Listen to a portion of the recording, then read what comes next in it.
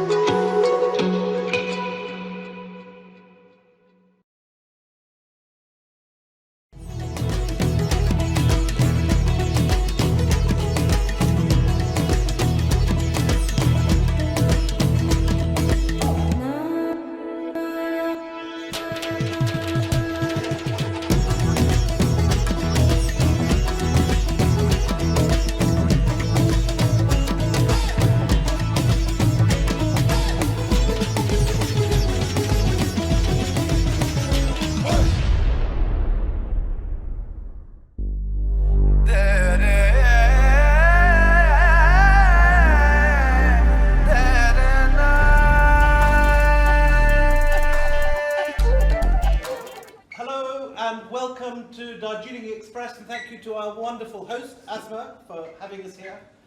Tonight is the post-pandemic foodie session that we've all been waiting for while we've been sitting at home on Deliveroo waiting for better days. And two of India's greatest expatriate chefs, Asma Khan and the wonderful Ravinder Bhogal, are going to delight us with their ideas and recipes, but particularly talking about how tastes have changed and restauranting and cooking has changed over the pandemic. And they are talking to another of our great JLF stalwarts, Shrabani Basu, who is also a secret foodie, although she doesn't have the telltale signs that some of us have of our enthusiasm for the subject. It's all covered up.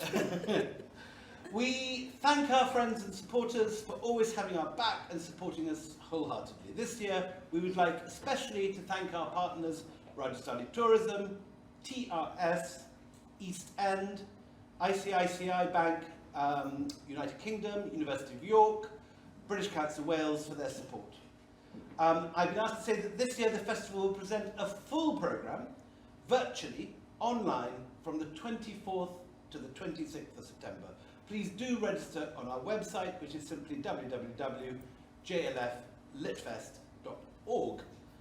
And we will present our full fantastic metse platter, or rather thali tray of fiction, history, literature, politics, and spirituality. So I'm going to hand over to these wonderful three ladies now, and good luck. Thank you. Thank you. Thanks, Willie. It's wonderful to be here. I am so excited to be talking to two of the most, talented, brilliant food writers, restaurateurs, and I love the fact that they're both color coordinated and in their brightest colors. We got the memo. I wore all the colors I could think of, so I think we're all perfectly set for a fabulous evening. Asma, you of course, you've started this restaurant, Darjeeling Limited, from India, and you have all the authentic recipes, that you want to reproduce. So what is interesting today is that, we have Asma with all the authentic recipes, and our panel, we have Ravinder Bhogal, who proudly writes that, she's proud of her inauthentic immigrant recipes. So I think we're going to have a wonderful conversation. So we're all foodies here. Everyone here is wanting, raring to go. They all want to start their restaurants. But Don't do it. You two did it. So tell us, one by one, when did you think you were going to start? How did you have the nerve to do it?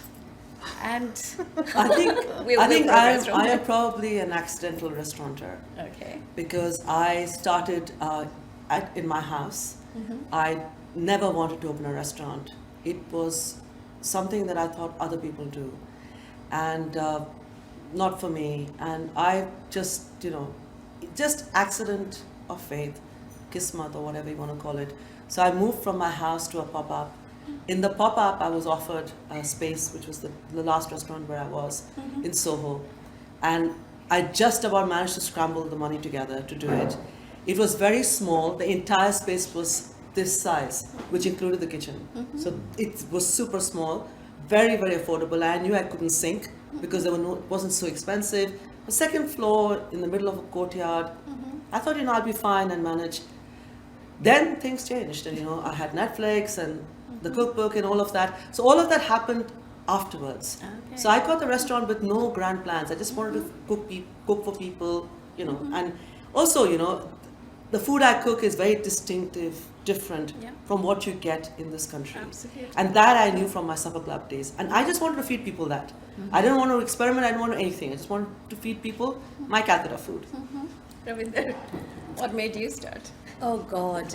So I had no plans to open a restaurant either. I trained as a journalist, but I'd grown up in Kenya in this extended family where all girls were kind of initiated into this cult of domesticity and told that we had to learn to cook and to learn domestic chores in order to be marriageable. And I watched all these women in my family join this cult, and something about it seemed really wrong to me. And then suddenly I had this move to England. I was 7 years old. It was a dark November. It was a shock to the system. And the thing that sort of grounded me as an immigrant was the kitchen and food. And I think that kind of steady, tick of meal after meal just kind of helps initiate you into new land. And so I found great comfort in the kitchen. And then I went off, trained as a journalist, and I was working on a magazine, and I was working on a fashion magazine. So I was every fashion journalist like nightmare, because I would cook and bake and bring in all these things and feed people. And then a friend of mine said to me, oh, you know, I've heard about this cookery competition and you should enter. And I have this like intuition that you'll win it. And she was absolutely right. I entered and I won.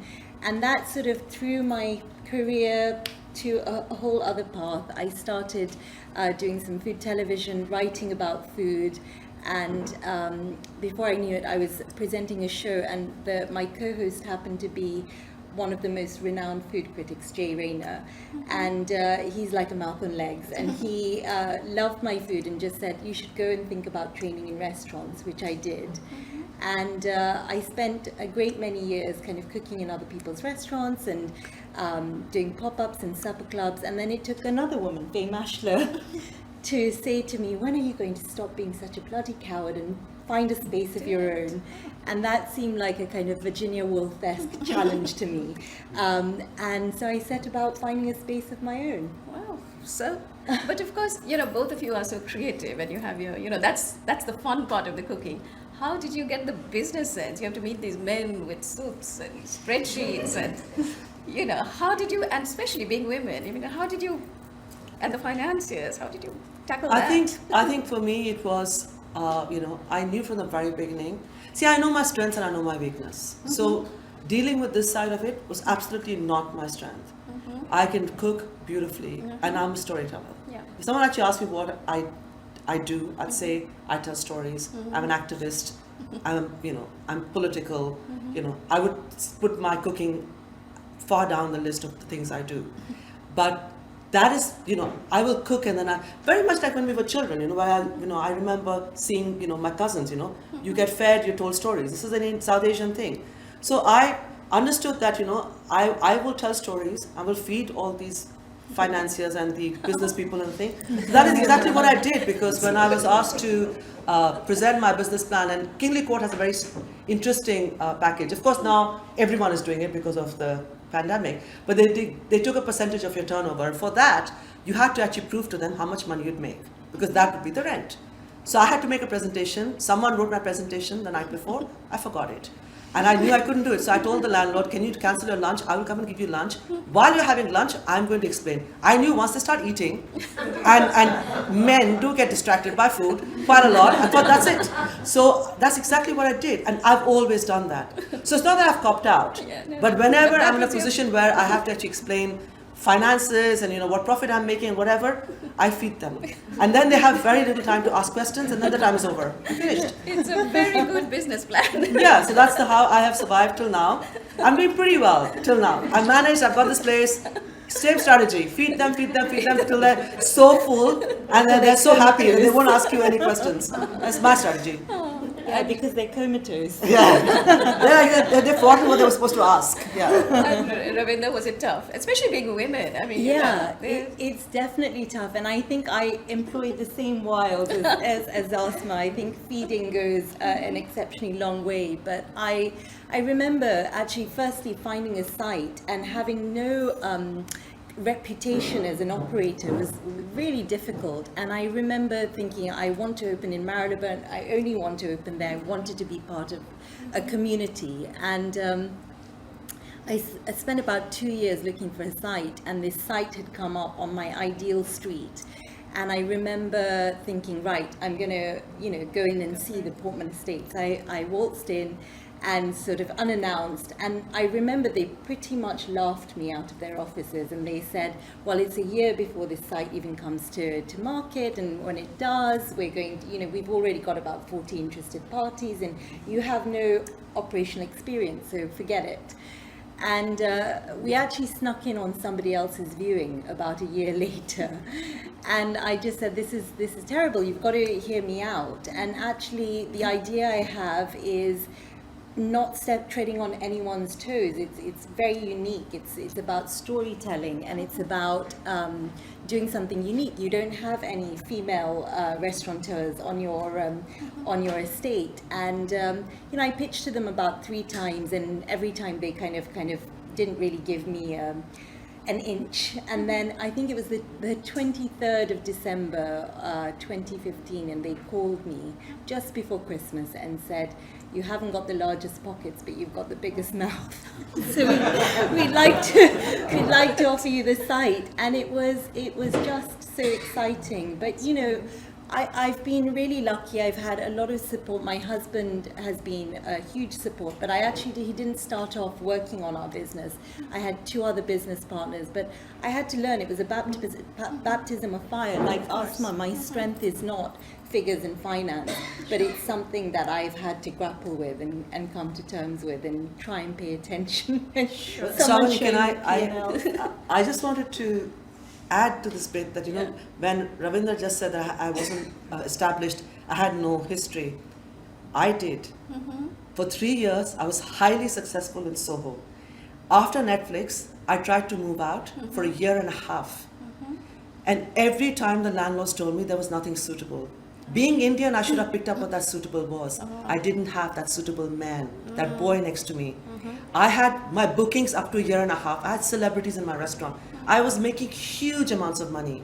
And I was on Netflix, I was everywhere. I was everywhere in the media. And so it's not true. It's the fact that we're female.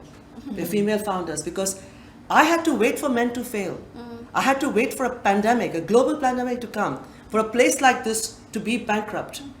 And literally nobody showed me a thing. First the men had to fail. And that's when I decided that this is the point when the chessboard is cleared of all the pieces.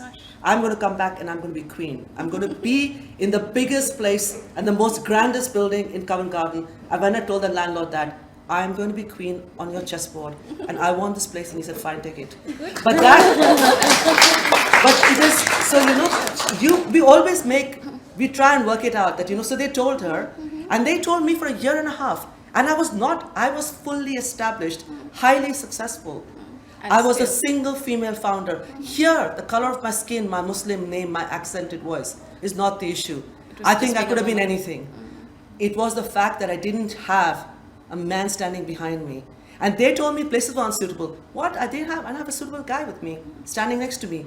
And I had to literally wait for this to happen, for people to go bankrupt, for me to walk into this. Yeah, so we're going to come to March 2020, you know, as the Western lights were dimming, you know, what were you two thinking? Let Ravinder answer that first. You know, was it fear? Was it panic? Was it, you know, I mean, it was a really strange time, because we had sort of got into 3 years. We were having the best time as a restaurant. You know, we'd hit our sweet spot. We were doing all sorts of things. We had built up our reputation, our regulars, you know, all of that. And we thought, this is going to be a great year. In fact, the first thing I did in that year was commission this great floral sculpture on our ceiling, because I was like, it's spring and I want everyone who walks by to see this thing and you know, feel cheerful and come into the restaurant. It turned out to be the biggest waste of money, because about 2 weeks later we were closed. But it was absolutely terrifying, and I think the way that it played out with the government was horrific. The fact that Boris Johnson just, without mandating closures, just said avoid restaurants. We saw our bookings nosedive. It wasn't worth us being open, and actually we closed before the government even mandated closures.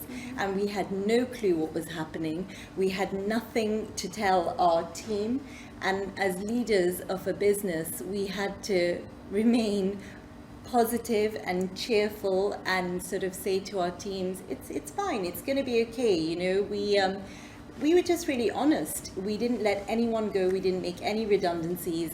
We phoned up everyone individually and said, this is what we've got in the pot. We're going to treat it like a welfare pot. Everyone will get a little bit every week until we figure out what's going on, and until, you know, the government say what's going on. And that's how it happened. But it was really sad. But I think what I'm really proud of is to be part of an industry where government mandated closures doesn't mean the end of hospitality, because almost everyone I know and I hold dear in this industry went back opened up their kitchens and started cooking for the NHS and started cooking for the needy in their communities. So hospitality doesn't stop, it's kind of built in, isn't it? It is, and I think that, it's exactly like Ravinder. I mean, Boris Johnson's an absolute idiot. And the thing is that it was just the way he dealt with it and the kind of, the build up to it. We also closed before, the lockdown. And that was the time when furlough wasn't announced or anything. So, all of us again, same thing, It's not 35 people who are working for me. It's 35 families. My entire staff is immigrant. They've, villages are being, their entire family, extended family, just hadn't hit India so badly. And then thank God for the fact that they had money, because after that, it ravaged India and everybody came back to the villages. Suddenly they were feeding 40 to 45 people a day. It was really bad. But really, I think that, the resilience was really, remarkable, very positive. I'm going to be very bad and say something very negative as well about the hospitality industry, which is that at the same time, people were sleeping rough in Trafalgar Square. Trafalgar Square, that side. Sorry, my geography is not that great. Like my ability to talk about money as well. And they were sleeping rough because they were agency staff and they were abandoned. It wasn't the greatest staff for a lot of people who abandoned their staff when they didn't have to. We all followed our staff, we supported them, and none of us are swimming in money. Chefs who had personal money didn't. It wasn't our finest hour, and then all the binging started that we're not going to pay our rent. This was not the solution. This was not the solution. We're not going to pay the rent. We needed the government to do more. They did nothing for us. Yes, they furloughed our staff, so it was like unemployment benefit, which they got. So we got nothing of it. And, business is still liable for all the rent, all the kind of fixed costs and the loss. And then, of course, the stupidity continued with, calling a lockdown just before December, when all of us had filled our cellars, stocked up like mad. We were expecting, we were told that Brexit was coming, so get all your stuff in advance because it's going to be hard to get it. And then they locked us down. And this time... And within 24 hours. Within 24 hours, and this time without telling us when we were going to open. We had to let all our staff go because they wanted to go home for Christmas. They panicked. Everyone would leave because they were scared. Then they would stop people leaving. It was carnage. And, for me, we kept our restaurant open only because I have a deli on the other side. And we did take away after that we opened. I used to walk through, and a bit like your floral decoration, all these shops full of Christmas trees and lighting in darkness. But because they left the lights on, the lights were on during the day. And used to pass all these things, and that really hurt. It hurt to think of all those people, like you, who decorated their places in the hope of Christmas. And Christmas for me emotionally doesn't mean anything, but I understand that it was this hope, it's ummeed, as we say. So the thing is that it was that ummeed that people had, the hope of, celebrating. But it was awful.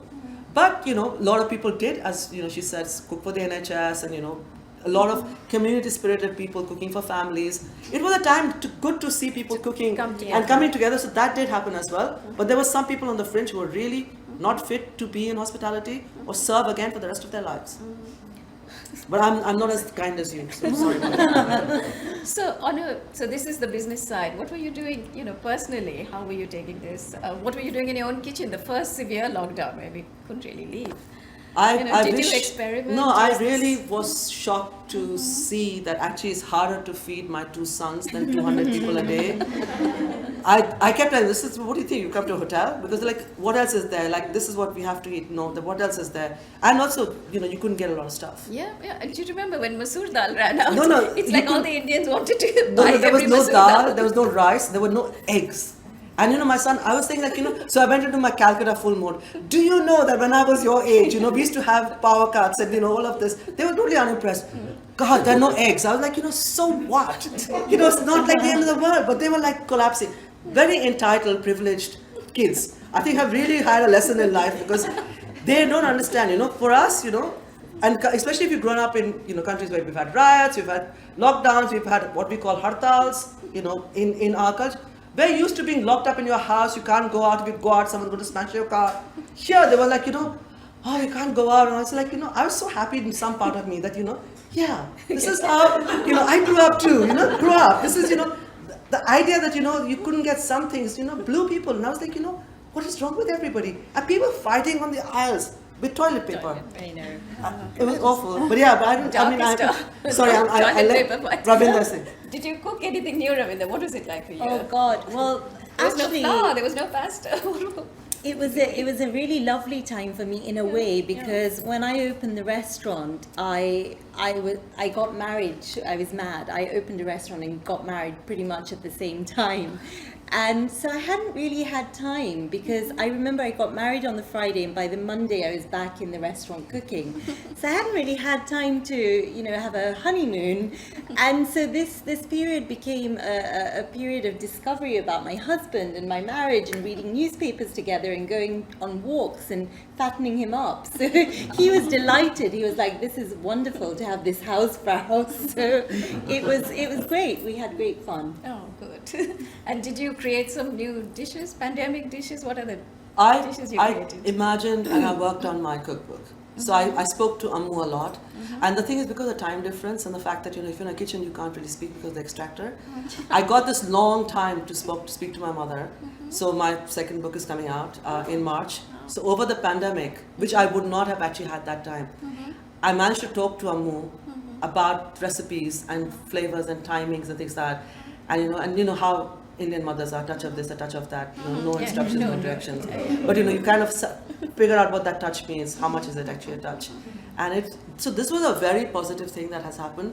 And actually the thing is that I didn't cook so much. I did eat a lot of takeaway. This was quite exciting for me. I didn't have a delivery account till the pandemic. I got locked in. It was very exciting. My kids thought it was so cool that I was like, what are you going to order today? I was really bad. I didn't cook because they're not grateful for the food I was cooking. I was not going to waste my time, cooking and killing myself over them. And then washing up. My God, washing up can be quite. You forget that as a restaurateur, that someone else washes up over here. God, plates stack up, not fun. I know, missed my kitchen porters. Because I didn't want to do it. But so this was a good thing that and I did learn quite a few recipes as well from my father's side of the family. So that's the good thing. That, I didn't actually cook, but I talked a lot about food with people on the phone. Lovely. So I'm going to talk about your cuisine that you do, and as I said, you're wonderful the way you introduced it as inauthentic cuisine of an immigrant kitchen. So tell us, why do you celebrate being inauthentic? Well, I think, so the title is Proudly Inauthentic Proudly Recipes Inauthentic. from an Immigrant Kitchen. And I feel that there is so much emphasis put on authenticity, and I think it's quite stifling. And really what is authentic to you is completely subjective, and it's about you being authentic to yourself in a way. And I think when you're an immigrant, your cuisine is so mixed, you're constantly adapting. So, my grandfather left India in the 1940s, ended up in Kenya. We moved in the 80s to England. So you're constantly having to adapt your food around what's available. And it's this, begins to become this sort of reconciliation of the ache for what you've left behind, and then the wonder of your new landscape as you begin to settle. And, your cuisine is kind of influenced by all the kind of people who live around you. So all the mini economies of Chinese supermarkets or Turkish supermarkets or whatever it may be, and that kind of feeds into your cuisine. And so while you're precious about your heritage, you start to weave that all in, and you're creating something completely new. So that's what I do. That's how I cook. Fabulous. So it's Kenyan, Indian, and a whole lot And of others everything. mixed It's up. immigrant food. It's about food. People who, like I said, have that ache for what they've left behind, but the wonder of their new landscape. And it gives you this wonderful kind of larder, world larder, global larder to reach into. So that's enjoyable. Well, I've eaten at your restaurant, and I can say it was fabulous. I've eaten at Darjeeling Express, of course, but both of you, the Thank food, you. the cuisine is fabulous. So, some time back, we're going to also talk about curries. And I remember when I came and I went to this Spice of India, and I ate a curry. And of course, it was like they were Bangladeshis, and I'm Bengali, so I could speak to them. And I was shocked because it was all tandooris, which you won't find in a Bengali kitchen, and etc., etc. And I think we've all had that experience. And slowly I discovered what curry was in UK. And I wrote a book about the history. But, tell me what your first curry experience was It like. was shocking. It was in Cambridge because that's where I moved first. And they had this royal rice. And somebody else had invited me. I would be very suspicious of something that's called a royal rice because there ain't anything like that. Right. And it turned up, it was dyed green. It was green and multicolored rice. This is Cambridge, of course, this 30 years ago. I almost keeled over. I was like, this is so bad. And then the saag paneer came with cottage cheese in it. And absolutely, but the guy was shaking, his hand was shaking, serving me. Because like, I was asking him, ita ki. Because I was like, Just like I mean, like, what are you doing, And I was like, this, and it was shocking.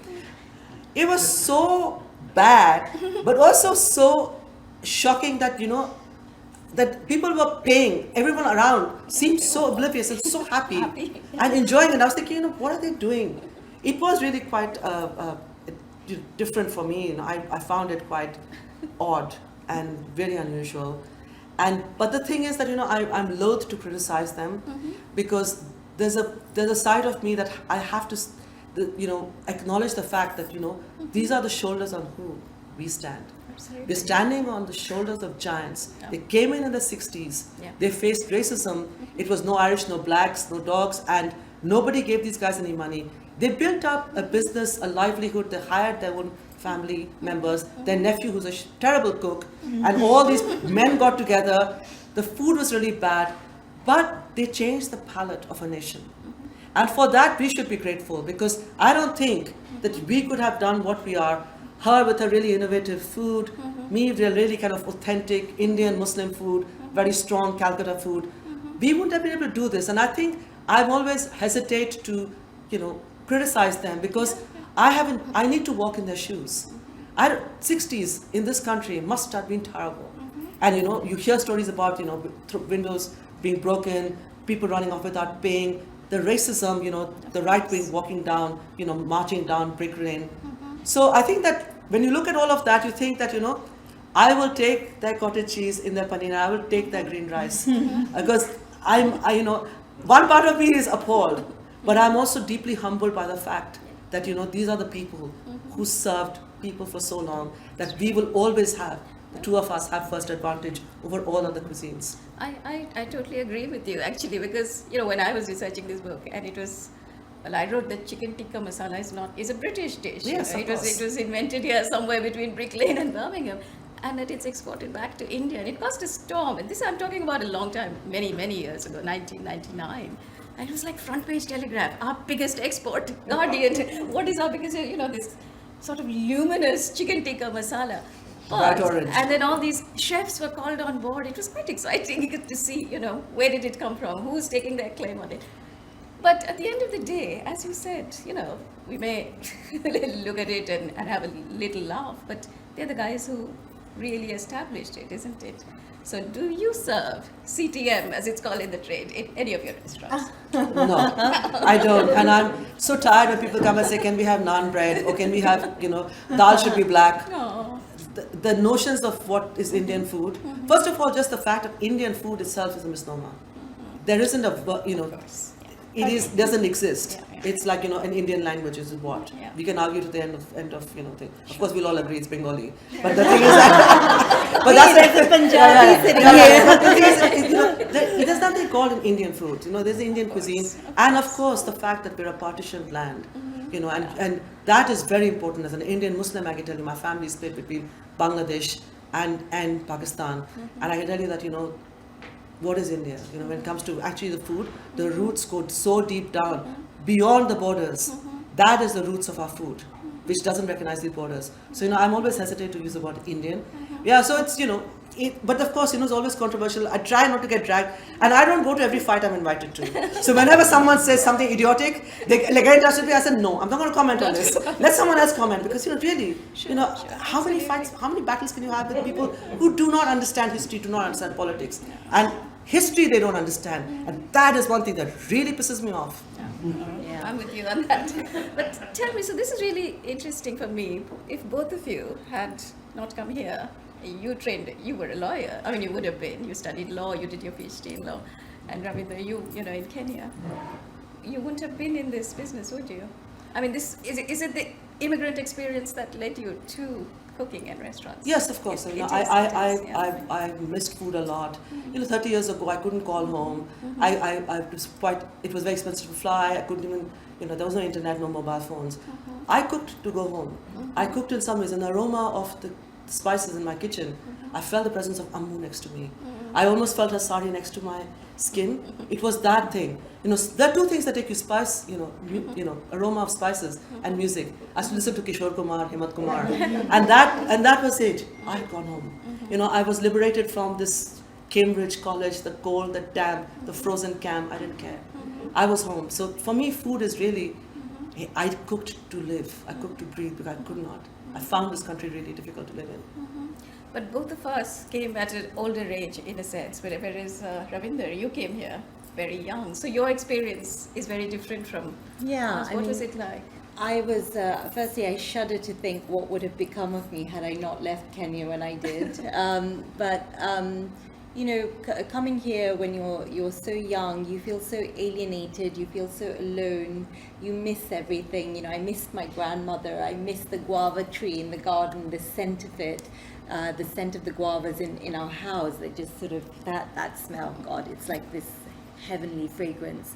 But yeah, food was the thing really. And I remember actually, and I've written about this in my book, when I was, so I must have been about 7 then, and I suddenly got very sick, and no one kind of knew what was wrong with me, and it went on for weeks. I was feverish, and then one day I was, in the middle of the night, I was delirious, and I was calling for my mother, and she came in, and I said to her, I want a guava. I can smell them.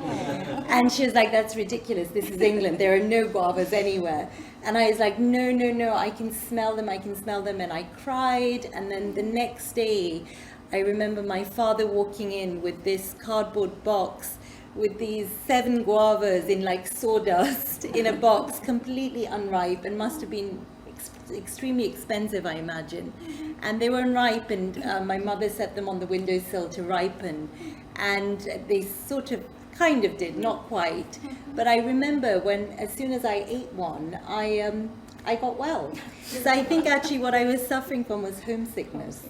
Yeah, and you know, you're right, food is the thing that connects you to home. It is the comfort, Yeah. isn't it? So I'm going to go to an awful topic from here, and that's Brexit, which came before the pandemic. So vent your wrath. No, I mean, there's nothing. I mean, we're all going to pay a price. And the thing is that, you know, history has always had incidents like this where, you know, xenophobia and hatred, and, you know, you sink your own country and all your people because of your skewed politics and your need to actually hate people who are innocent. And I think that the hate, I mean, if anyone who remembers, and it now seems like a world, you know, away, the Brexit actual referendum and the campaigning, so anti-Muslim, everyone talking about Turkey, does it matter? And, you know, and I was appalled that, you know, after the results came out, you know, the Polish center near my house in Hammersmith had graffiti on it. Do they not know that they were flying with the RAF? Again, going back to the point that they are ignorant. What is so scary is that, you know, you can forgive, you know, your run-of-the-mill guy for being ignorant and not understanding history. You cannot forgive political leaders for not understanding history. And the fact that there is peace on this continent because of, you know, this idea that you build alliances. And to try and go off on your own, it's just been awful. The impact for us is, of course, that we don't have staff. Literally, we cannot staff. I mean, I'm doing shifts every day. I work and do every different kinds of work. And you can't find anyone for love or for money. At the end of the shift, you find guys in very posh suits with their name badges on, hanging around restaurants trying to pick up people and taking them. So this is like crazy, you know. They're just trying to poach staff. And we can't compete with people who have a lot of money because they are just paying off and stealing stuff. It's so hard. I'm okay because in my kitchen, nobody can, you know, we're all fine. But front of house, you know, it's really tough. Again, you know, we're stuck with just students. They're the only people available. And my God, I'm living with 2 in my house. I don't need to have 5 in my kitchen. I can't deal with it.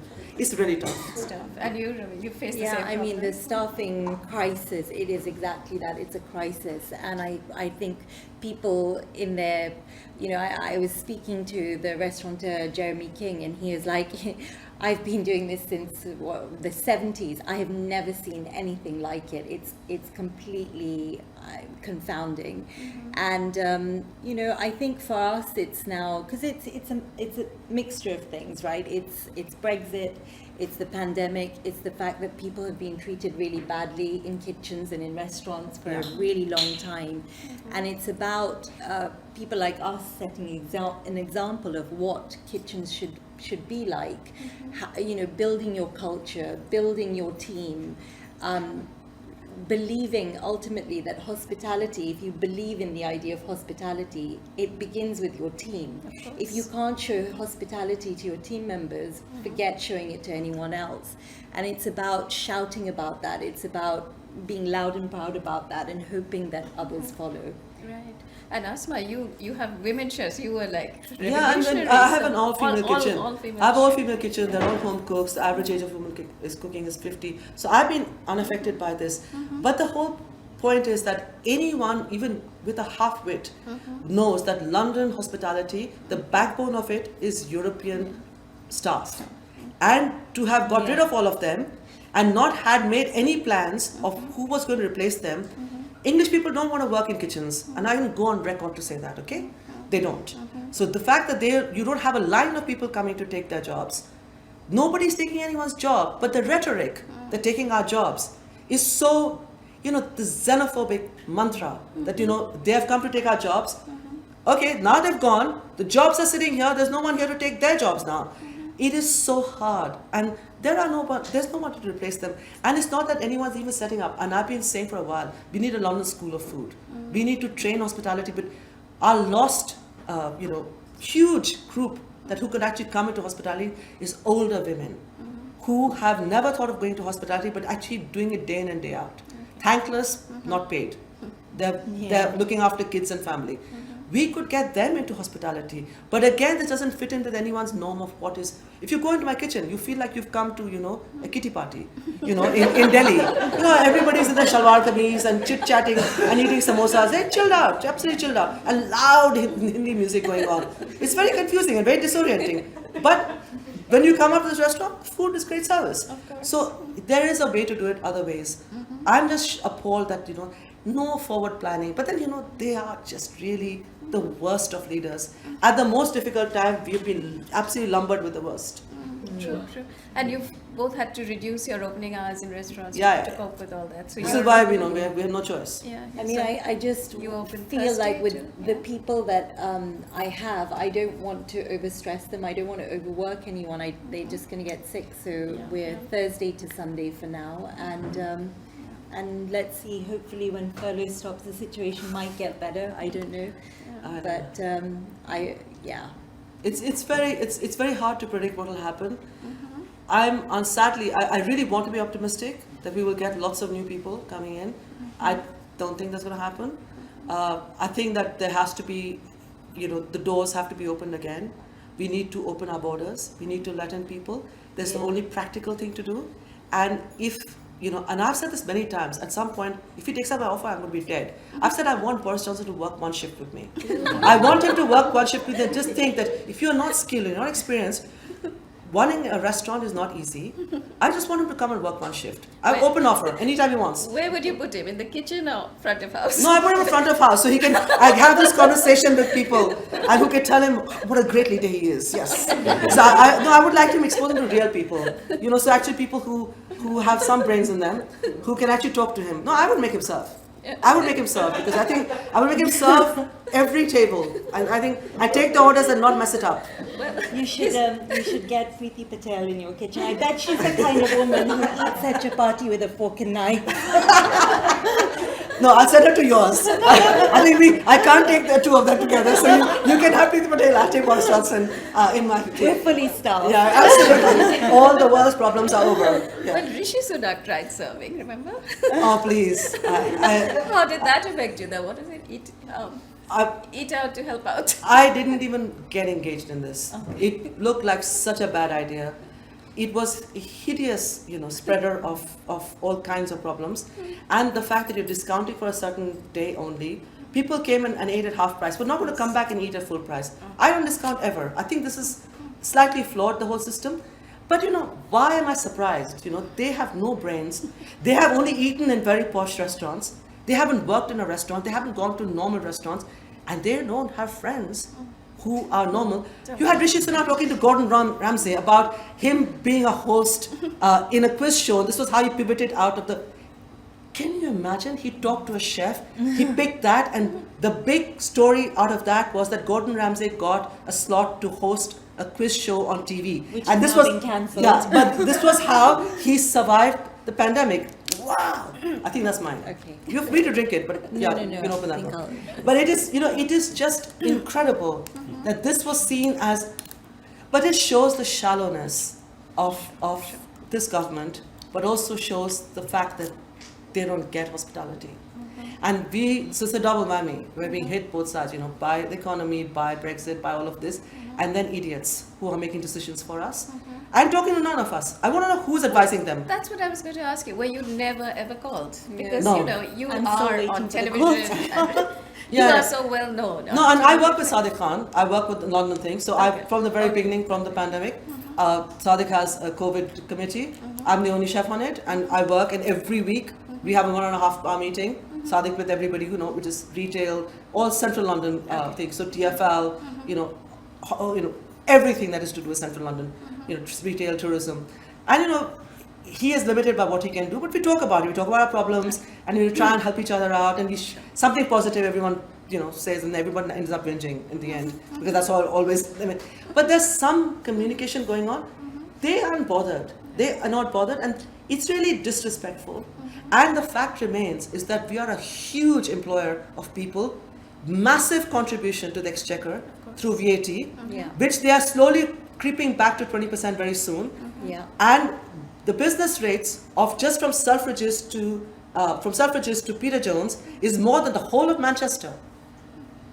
These are huge facts that no one wants to discuss. You let Central London down. We are pumping money into the exchequer. Don't pander to your future, political basis. This is what's happening. And the fact that London is not a Tory place and has, a not Tory mayor, this is our problem because they are just letting us be. Despite the fact that we are the heart and soul and the beating soul, doesn't mean that Manchester, Birmingham, Bradford don't matter. They matter a lot. Everybody matters equally. But we are putting in a lot more money. So for God's sake, someone talk to us, but no one is. Absolutely, yeah. So I'm sure we'll take questions from the audience very soon. But before that, how where do we go from here?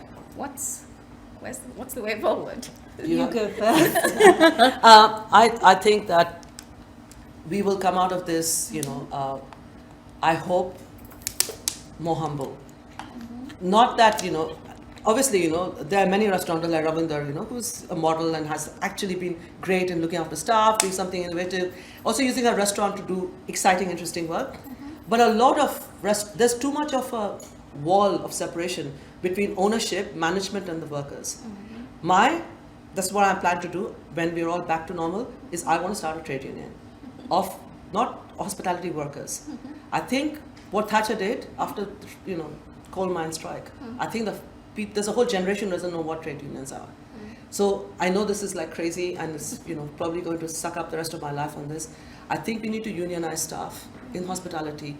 We need to ensure and enshrine their rights of working conditions and how they're looked after. Too much of it is in the gray area. Hospitality doesn't, unless you're the Ritz, you don't have an HR department. So, no one knows their rights, no one knows how they're recruited. A lot of self-selection happens. You go into a restaurant, you expect the person who's washing the pots will always look the same. The sommelier will look the same. The woman in the reception will look the same. What is this color coding, body shape coding that's happening? It's not even subtle. You go to fine dining, everybody will be of a particular kind. And this is unacceptable. Self-selection is happening. Someone needs to step in and we need to unionize. But then, it's an unpopular view. And as a restaurant owner, even more unpopular. People are just appalled. But I have nothing to be afraid of. I'm unafraid because, I think I want to be on the right side of history. And a lot of terrible things have been, segregation because someone was adamant, I'm not going to get off my seat in the bus. Apartheid, look at all the things. You just need someone to stand up and say, we're going to boycott, we're not going to do it. Slavery, colonialism, everything ended. If you just look back in history, terrible thing stopped because you said that. Same with hospitality. Terrible working conditions, it can be stopped. We just have few of us doing it. We need the rest also to do it, and for that you need a union. Yeah. Well, the whole issue of bullying in the kitchen, Yeah. you know, I mean, it was like all rampant. Not just bullying, racism, Racism, misogyny, bullying, yeah. harassment. Yeah. And I think, I mean, we've both come from outside the hospitality industry, and I think that has been beneficial to us because, in a way, we are not inheriting, rota systems and how things were done. We're kind of coming at it with fresh eyes and saying, actually, let's rip everything up and start from scratch. And it is possible, and it can be done, and you can run restaurants that are regenerative and positive and, at the absolute fabric of communities.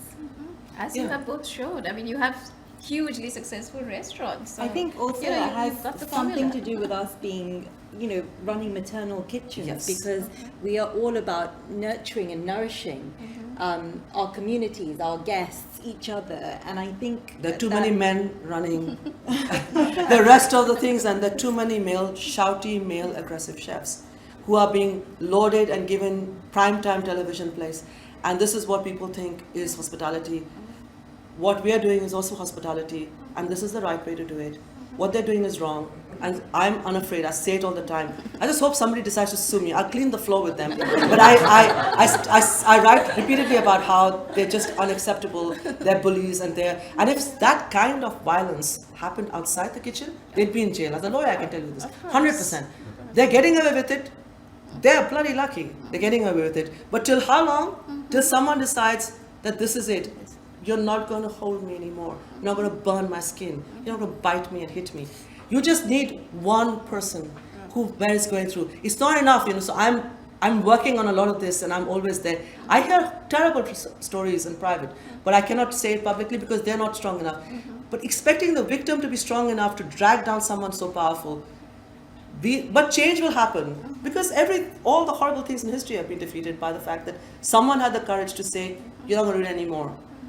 That moment will come. Yeah. And I think it's coming, and we've had Me Too, all these kind of activism, anger. People are angry, and I think anger eventually turns into activism. And I think it's about saying to people, your anger is legitimate, which is what we were discussing last night, actually, with Anita Rani at our event. That your anger is legitimate; it should be spoken about, and when you speak about it, you alight a kind of revolution. And for too long, especially women of color, there's this sort of you're hysterical, you're whinging, you're a troublemaker. People are scared to complain, and a lot of women who find themselves quite isolated feel that people will not believe them. It's a kind of this is a culture. It's going to become that no one's going to believe you. You don't want to be seen as a troublemaker, and suck it up. This is said in the kitchen a lot. Why on earth should you? Just. And the thing is that when you're my size, chances that some guy would try and catch you or touch you. I mean, he would not get up for a long time after that. Problem is, it's a classic, playground bully. They pick on the weak. They pick on people who are smaller and slighter than them, or who they're more powerful. They're more powerful than person. I've never ever heard of a restaurant owner being touched, hit, bullied, bit by the chefs who do it in their kitchens. They choose who they want to do it to. It says everything. It is so sad. And they are getting away with it every day. But in my lifetime, and now our lifetime, we're going to see change. It's going to stop. Yeah, absolutely. Excellent. So at this point, I'll take questions. So put up your hands. And do we have a mic or everybody? Well, okay. I have a theory, but it only works if much of the bullying is done by men. And the theory is that in the end, a lot of the chef, what we call the work of the chef, is cooking, right? And cooking has traditionally been associated with women. So if you have men who are now earning a living through cooking, they have to invest it with alpha male qualities. And I wondered if that was some of the, this drama that goes on in, Gordon Ramsay and so on. I wonder if it's them trying to assert a kind of a masculine culture around what was associated traditionally with women. It's a really good point. I'd never thought of that. Possibly true. Because in any case, how many women chefs misbehave? There are few, but less so. Because the thing is that when you look back and you think that in every kitchen in India, Pakistan, Bangladesh, Sri Lanka, it was a woman cooking. In every place, even a middle range place in India, Pakistan, Bangladesh, and over here, it is a man cooking. And this whole thing that, we have a saying, I'm going to say it in Hindi and then I'll translate. This ghar ki murgi dal barabar. That when the chicken at home is on the same level as lentils. This is just one of the sayings. There are lots of them, but they're even more offensive. The idea that if something that is cooked at home has no value, women have no value. But you're right, such an interesting theory. Yeah, I think we'll all get together and sink this whole log. Very necessary. So, if I'm not wrong, both your restaurants are in central London. And there are quite a few landmark, Asian subcontinental restaurants in central London. But what would it take, in your view, for, say, you or someone like you to think of opening a place like this outside the M25? Oh, do you know, sometimes I kind of look at suburban London and I think, what an idiot I am. Why didn't I take a cheaper rent out of London, especially now with the pandemic? People are traveling less and less into London, and all my local neighborhood restaurants are packed.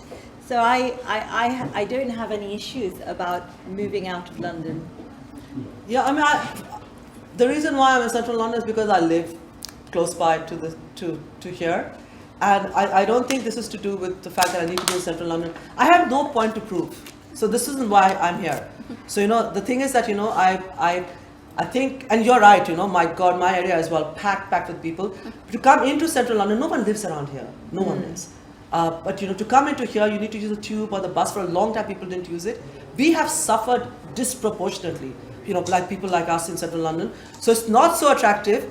It's a problem we never thought was a problem till now. Yeah. Earlier we were like, oh my God, we're swamped, and all these tourists turning up with their, Hamleys bags, where will we stuff them in? God, I really want those tourists with their big Hamley bags so that we can push them into one corner with all their bags. So we have suffered a lot. So, I can see a lot of people moving out of central London, when they, manage to pay off, negotiate their lease, because, a lot of them are stuck with huge debt. They can't get out of their lease so easily. So this may stop a lot of people, but actually your question is very interesting and very valid.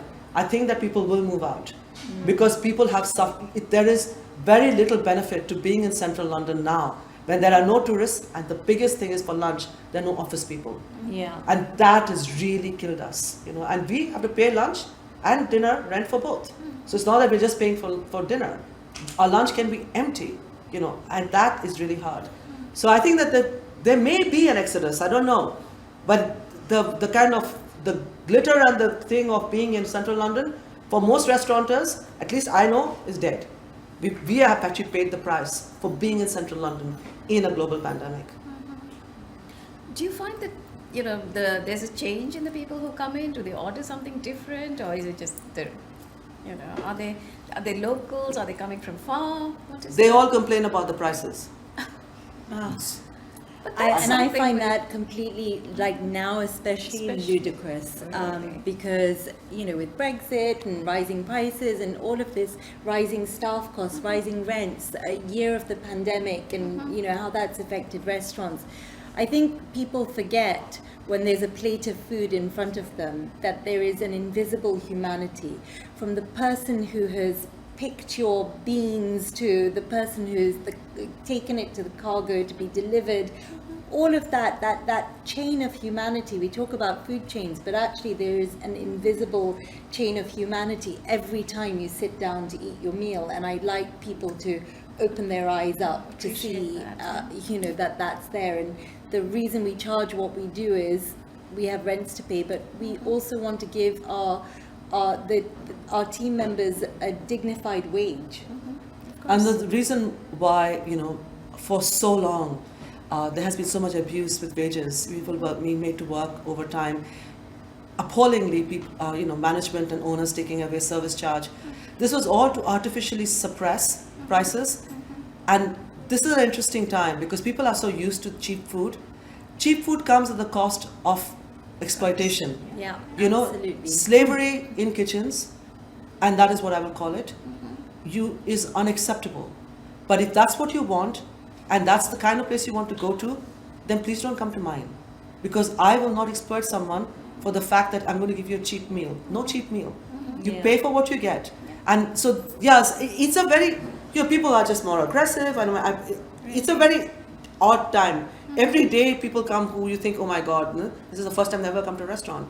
And not being disrespectful to it was quite a shock in the early days. Sure. But now with things opening up, for me, I'm getting back my usual audience, which is a lot of Americans. So huge number of Americans, and it's really nice to have them back.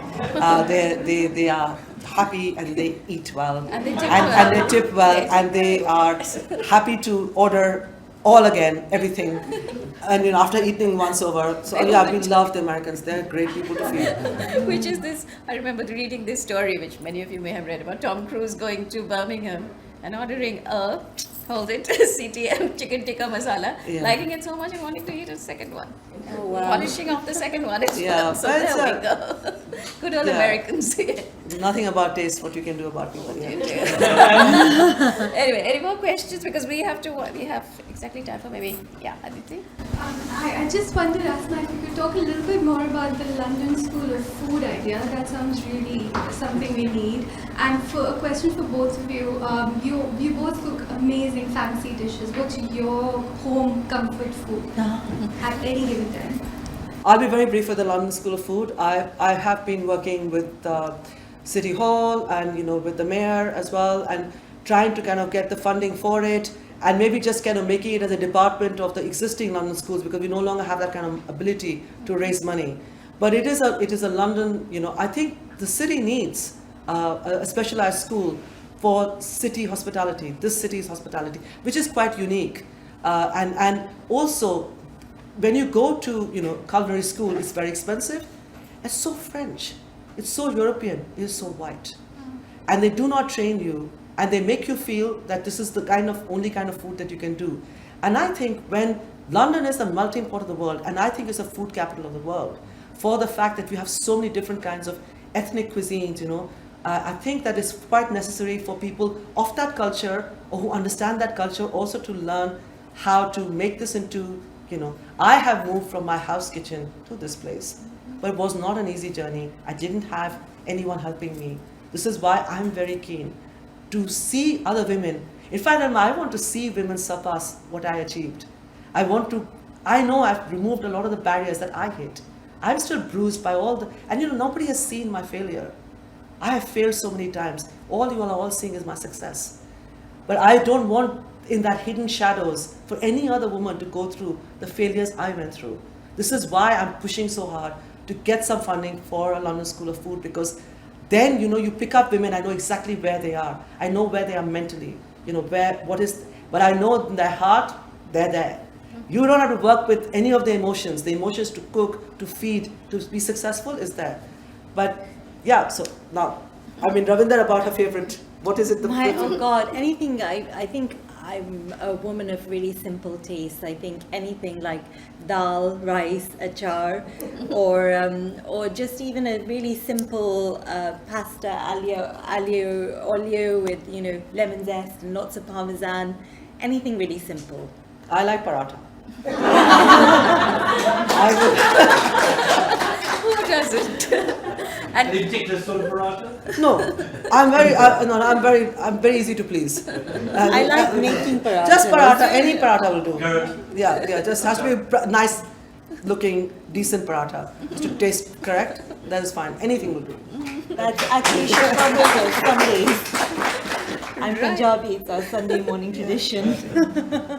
And where do you go when you want to, which chef or which restaurant do you go to when you want to treat for yourself? Do you choose Chinese, Italian? I go to Chinatown. You go to Chinatown. I will never go to an Indian restaurant. And I go to her restaurant, that's the only place I go, and I used to go only for desserts, then only for starters, because I had never had that kind of time that I could have a full meal. Sure. So I go there, and the desserts there are fabulous, but then I'm biased. She has all of them. So I come in, I order 4 desserts and I leave. So everyone is this for real? But I go to Chinatown. Chinatown is still, and it's so close. I love it. I love it. So yeah, I go to Chinatown. And Ravinder, what's your? Where do I go to eat? Gosh, you know what? I think, especially when I was going back to when I was newly married, the only restaurant after I'd finished a long day's service, 10:30, 11 o'clock, that would allow us in was the Wolseley. And so we went there a lot, and that's kind of become like one of our favorite places. It feels like a date night place every time. It always feels special. Very nice. And Ravinder's husband is somewhere here. Yeah, he's working. So, on that note, we have to end it here. I'm almost the only man in the room here.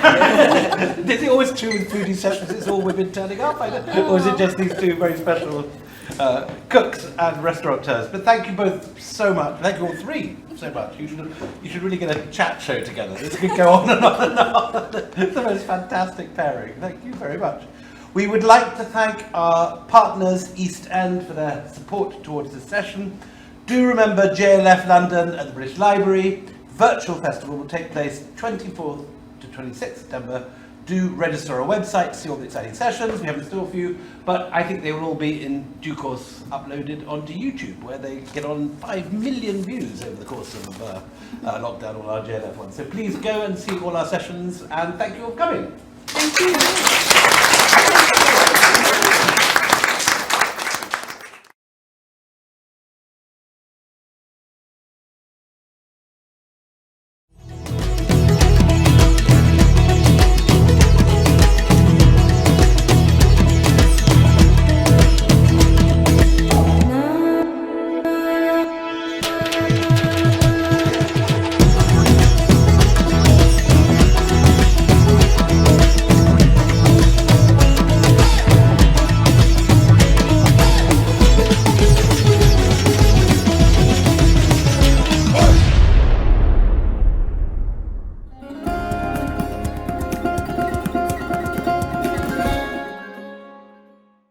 Greetings, I'm Stephen Alter, and I'm going to be reading from my latest novel, Feral Dreams, Mowgli and His Mothers.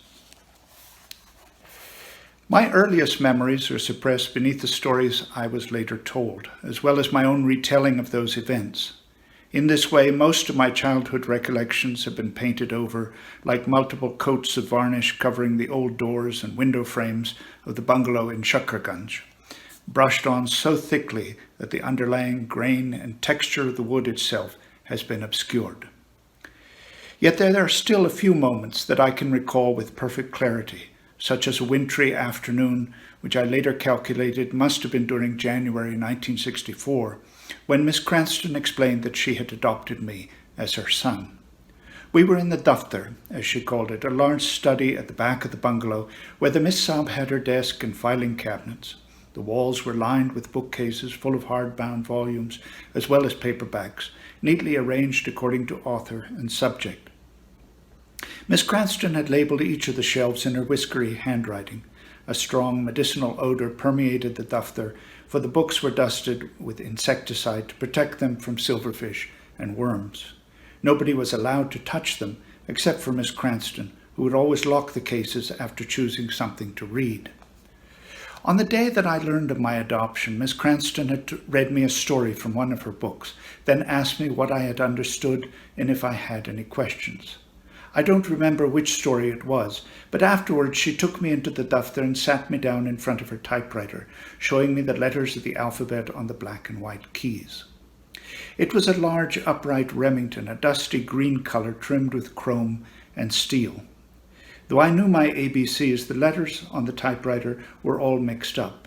Leaning over me, Miss Cranston took a blank sheet of paper and rolled it into place. The typewriter made clicking sounds and had so many levers and buttons I was afraid to touch it. But the Miss Saab showed me how to press the keys and make the tiny metal arms reach up and tap the page. It seemed as if this mechanical creature was alive, and I half expected the typewriter to crawl away on its own across the desk. "Now, Mowgli, watch this," the Miss Saab said, placing her long white fingers on the keys the way Mr. Samuel played the harmonium during chapel. As I sat there, she suddenly moved her fingers quickly and firmly while the stem-like arms of the typewriter rattled. The scroll of paper began to move from right to left as words appeared on its blank surface. "Can you read what I've typed?" she asked. I leaned forward and peered at the letters D-A-N-I-E-L. My name was followed by several other words I couldn't make out. "It says Daniel is a smart boy," the Miss Sab explained. After sliding the carriage return lever to one side, she took my hand in hers. Placing my index finger on one of the keys, she pressed it down hard so that the arm snapped up. After that, the Miss Sab moved my finger, touching different keys and typing 5 more letters. "Now see what you've written," she exclaimed with a smile. M-O-W-G-L-I.